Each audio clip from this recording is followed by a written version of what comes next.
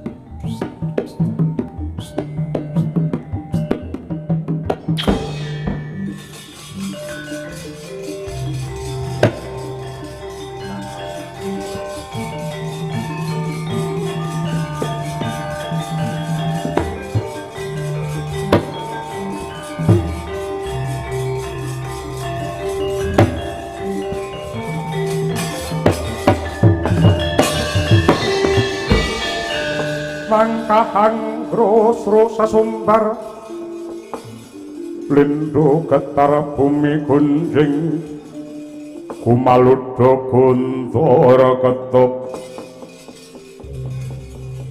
Umop kang coloni idi Wenadala Mongko wiwit budhal saka kraton negara Ngastina Resi Wisamuka wis meling lawan para sata Kurawa aja melu-melu karo lakon iki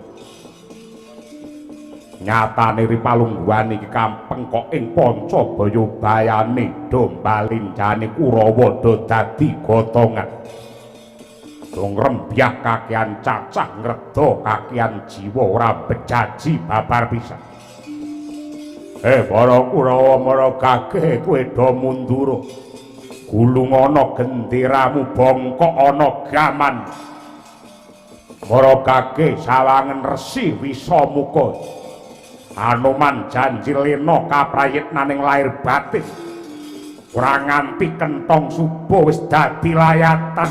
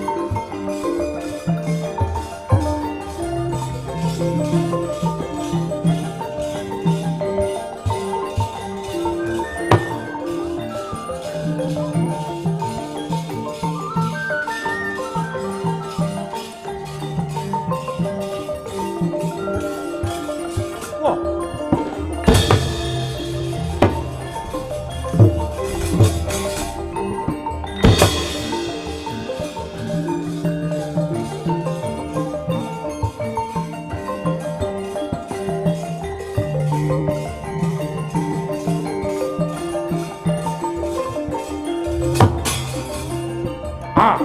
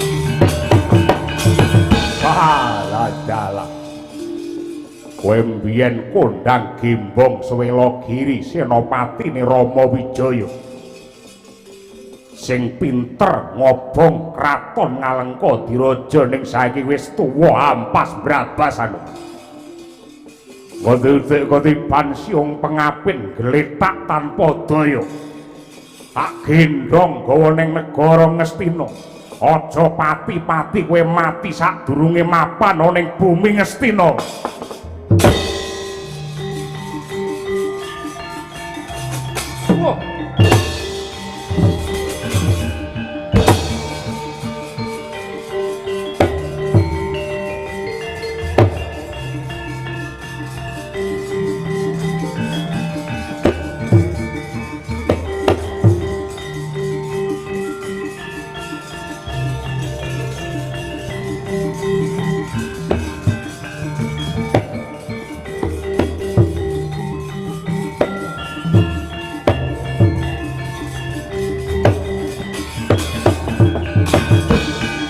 Mawut kang katrajang ing dahana wadya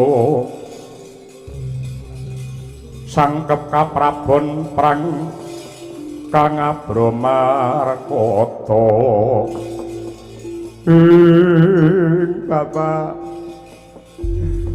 Bapak Semar ngaturake ketiwasan Bapak. Ana apa Petruk? Ana apa kok semune kowe kaya wong bingung, kaya wong sedih? Lakon ingkang dumadi ana apa Kantong Bolong? Ngaturake ketiwasan ra cocok karo gambaranku, Pak. Ndak kira ampuhe Anoman iki padha karo nalika isih jaman Ramayana ning nyatane Ripalungguhan iki. Anoman tanding karo Resi Wisamuka. Aku ngerti digigit siung pengapit Anoman gletak. Mbuh mati mbuh urip. Saiki digendong digawa negara Ngastina. Kondange arep tumbal negara Ngastina iki piye, Pak? Piye, Pak?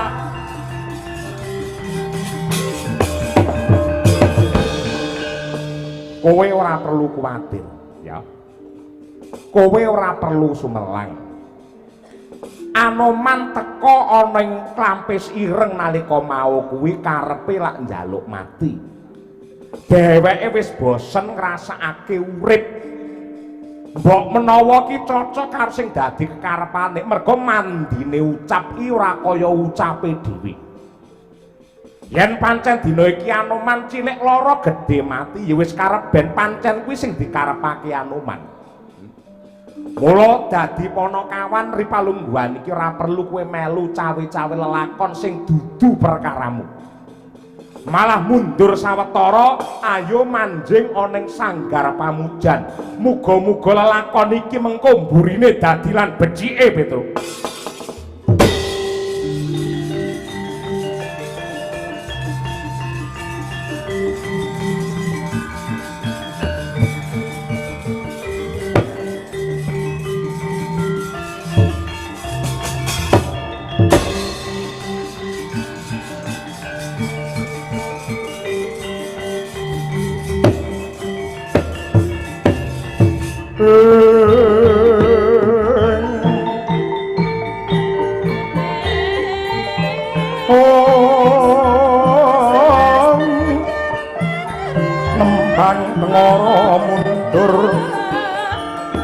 Sawadyane nedya kondur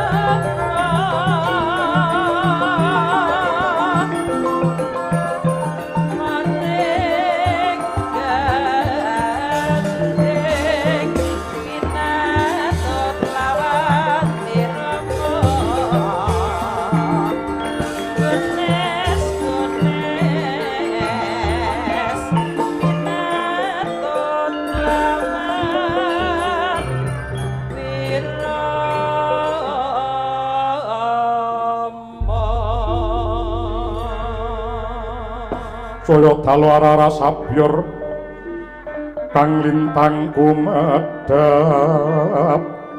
ning ratri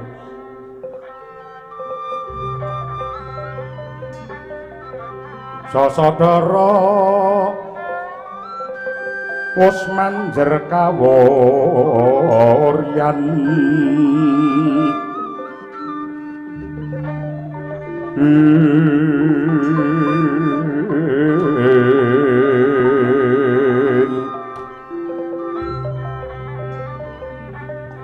tan kuciwa mamanise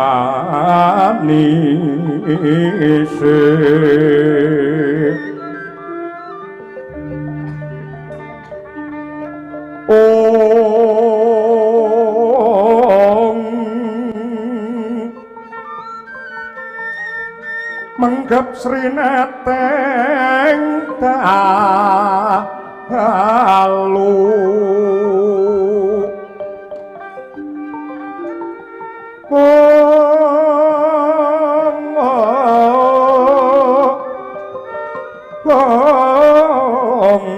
siniwaka sangya pradase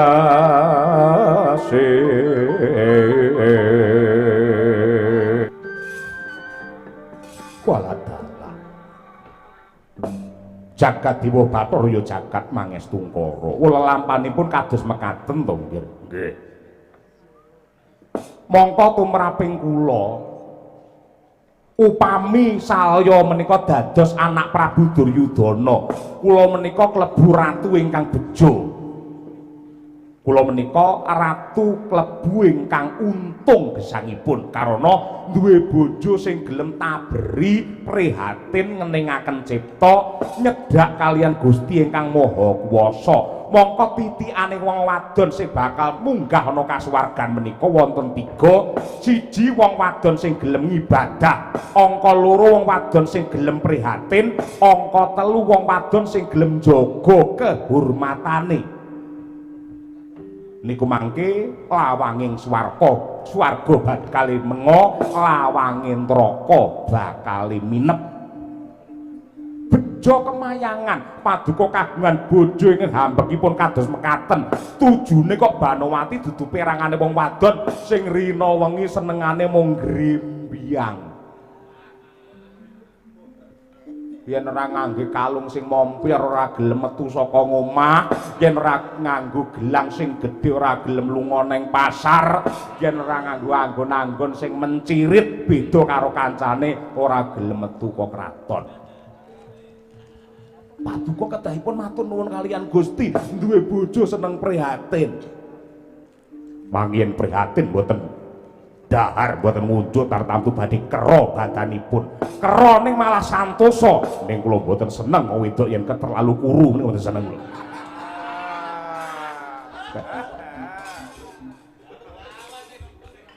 Menawi terlalu kuru mboten seneng kula. Bebas mah. Oh, nggih. Paling boten sing kula tresnani iki awake paling boten kaya Niken Salidri ngeten iki. Kosek to anek bocah mangan kok mesti disenggol. Mangke upami Banowati pikantuk wahyu kanarendran sing bejo mboten namung Banowati piyambak nanging klebet anak Prabu Duryudana lan para warga ing negari Ngastina ing badhe mangke mulya merga badhe kagungan tedhak turun ratu ing sampun anggadhuh wahyune kraton. Kula mboten butuh wahyu kraton ning butuh kula yen dadi ratu rampung nyambut gawe mlebu kamar ngeloni bojo niku butuh kula.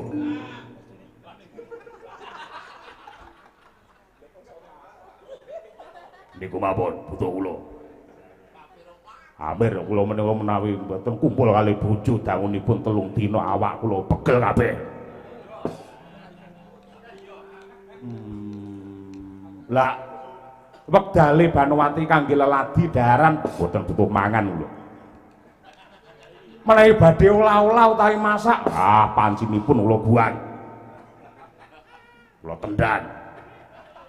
Lah yen badhe dahar kula pesen teng putih-putih. Ingkang baku bojo kula menika sedya ing saben dina.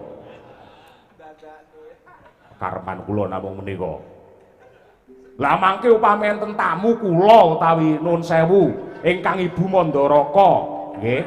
Kula nganti ingkang Ibu Mandaraka lajeng sowan mriki. Mestinipun ulas-ulase wong rembugan kok mesti mae jangan apa ora ngaten. Mboten jangan. Pengkedaton mboten butuh panganan sing kula butuh ning ndung tang tundet. Tundet niku. Plutuk kuntak. Wah, cilik sanget niku. Niku. Yen Banowati ora gelem leren nangkene tapa nuwun sewu kepeksa benjang-enjang sareng kalian plethek ing srengenge kula konduraken kula wangsulaken dhateng Mandaraka. Mangancur aku ning angin gugur agraning ngaraga kurnita reh kagiri-giri ora bumi prakempita padula mangamba-amba udan treswar lan lesut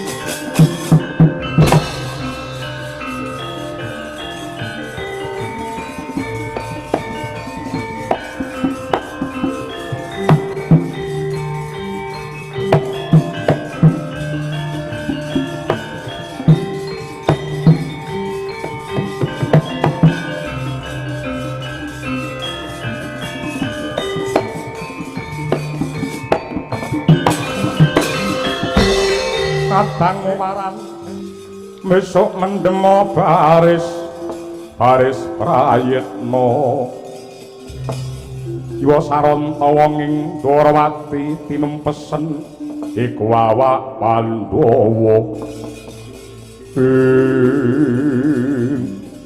kawula nuwun sewu anak Prabu Ngastina kula ingkang bapa ingkang sowan nggih bapa penemban bisa muka kados pundi kabul kausananipun nggih awit pandurung dika lan patih Sengkuni ingkang dados seksi anggen kula pados tumbal wadal kinarya kajayane para Kurawa sampun kasembadan kula sampun nggendhong wujudipun bedes putih pendhita sing neka-neka nenggih pun senggana samangke sampun nglemah boten eling Purwaduksina mapan wonten alun-alun nggih jagat Dewa Bathara ya jagat Mangestungkara bagus yen pancen ngono nemban samangke kula kantun nengga dawuh paduka keparengipun anak Prabu Jaka Pitana kados pundi ingkang paman namung badhe nderek mumpung Hanuman semaput sisan gawe kula melu nekseni mang pateni mang pendhem ana tengah alun-alun ngethaken dawuh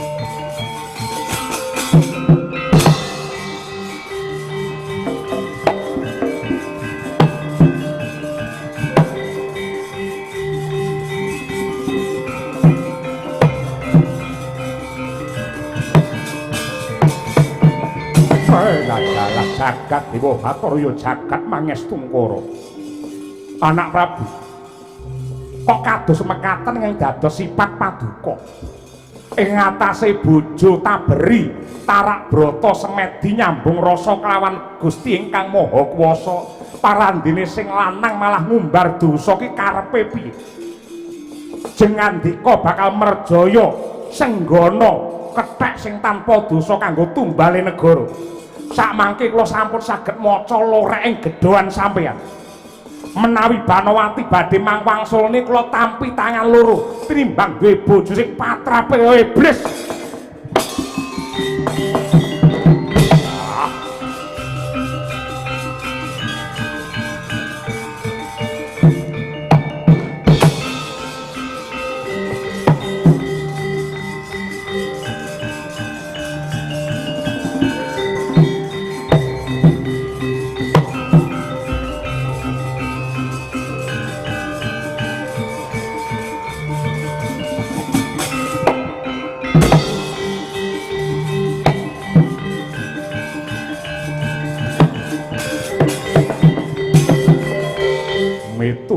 dawuh pangandikane anak Prabu Duryudana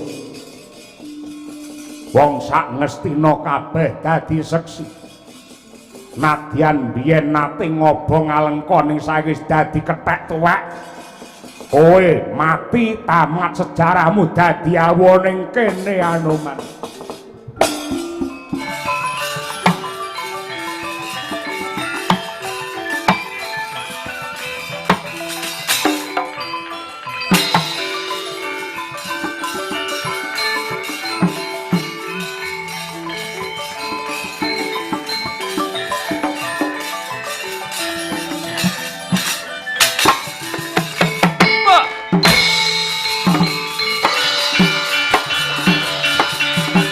Kobong, Anoman kobong, kobong.